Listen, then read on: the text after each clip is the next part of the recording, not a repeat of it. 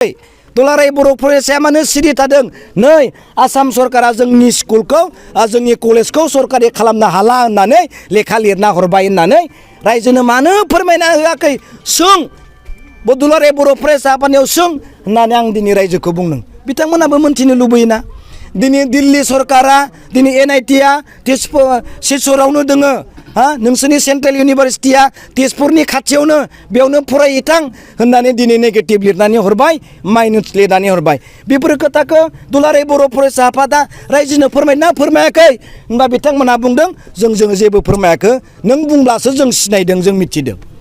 आं बुंदों आं लेखायाव जिखौ दोङो बेखौसो बुंदों।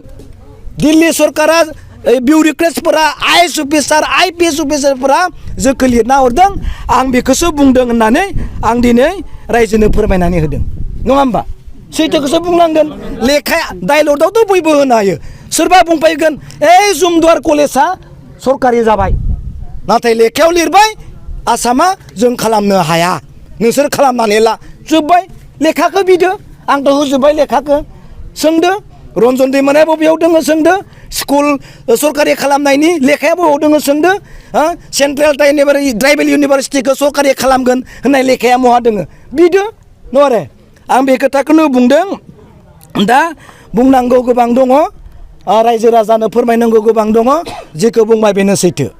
सुरिबारि गामिनि आरो बे ओनसोलनि रायजो राजाजों दिनै जों गोबां खोथा रायज्लायबाय रायजोआ दिनै मिथिबाय प्रमद बर' बिथांनि सरकारा मा खालामदों आरो आसाम सरकारा जोंखौ माबायदि नासयदों बे गासैबो खोथाखौ दिनै जों रायजोनो फोरमायनाय जाबाय।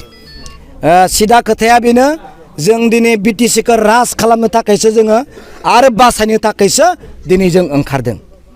दिनै आङो बेवहाय बुंदों आं दुलाराय बर' फरायसा आफादखौ दिनै दुसियाखै बिथांमोननि नाजानायखौ आं बुंदों। बिथांमोना 6.3 दफा बायदि स्कुलखौ कलेजखौ सरकारि खालामनो थाखाय बिथांमोना नाजादोंमोन होननानैसो आं फोरमायदों। नाथाय नाजायै दिल्ली स्टेट थांखांनायनि उनाव थांनाय बोसोरनि जुननि 30 तारिख फाइनाल खालामबाय जे सरकारि स्कुल कलेजखौ जोङो खालामनो हाला।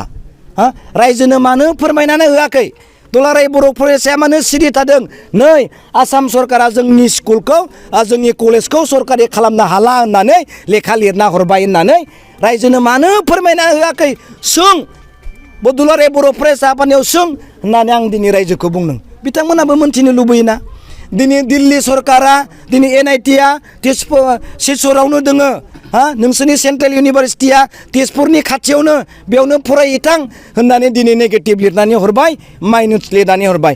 बेफोर खोथाखौ दुलाराय बर' फरायसा आफादा रायजोनो फोरमायना फोरमायाखै होनबा बिथांमोनहा बुंदों जों जेबो फोरमायाखै नों बुंब्लासो जों सिनायदों जों मिथिदों। आं बुंदों आं लेखायाव जिखौ दोङो बेखौसो बुंदों। दिल्ली सरकारा बिउरोक्रेट्सफोरा IAS अफिसार IPS अफिसारफोरा जोंखौ लिरना हरदों आं बेखौसो बुंदों होननानै आं दिनै रायजोनो फोरमायनानै होदों नङा होमबा सैथोखौसो बुंनांगोन। लेखाया डायलगआवथ' बयबो होनो हायो सोरबा बुंफैगोन जुमदुवार कलेजआ सरकारि जाबाय नाथाय लेखायाव लिरबाय आसामा जों खालामनो हाया नोंसोर खालामनानै ला जोब्बाय लेखाखौ बिदो आंथ' होजोब्बाय लेखाखौ सोंदो रन्जन दैमारिया बबेयाव दङ सोंदो स्कुल सरकारि खालामनायनि लेखाया बबेयाव दङ सोंदो सेन्ट्रेल ट्राइबेल इउनिभारसिटिखौ सरकारि खालामगोन होननाय लेखाया बहा दङ बिदो नङा आं बे खोथाखौनो बुंदों। दा बुंनांगौ गोबां दङ रायजो राजानो फोरमायनांगौ गोबां दङ जेखौ बुंबाय बेनो सैथो। आङो लेखाया जेखौ बुङो आं बेखौसो बुंगासिनो दङ दै बेनो जाबाय दे।